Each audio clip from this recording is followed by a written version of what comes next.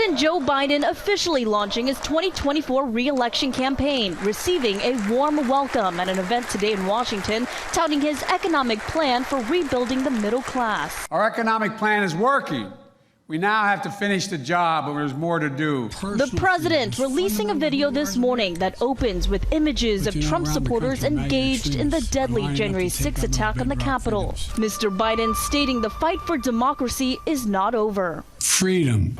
Biden drawing a stark contrast between himself and those he called MAGA extremists, who he says are lining up to take away bedrock freedoms. Dictating what healthcare decisions women can make, banning books, and telling people who they can love. At 80 years old, President Biden is already the oldest president in U.S. history. A new NBC News survey found 70% of Americans, including 51% of Democrats, believe the president should not seek a second term.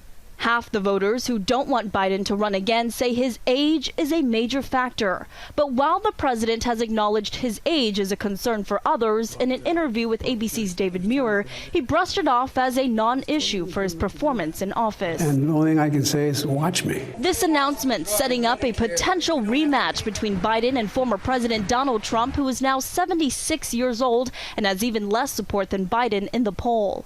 Trump releasing his own video after Biden's. It is almost inconceivable that Biden would even think of running for re-election. Not a lot of people are clamoring for a rematch, but I'll tell you, Democrats remember how the first one turned out and are pretty happy about the result.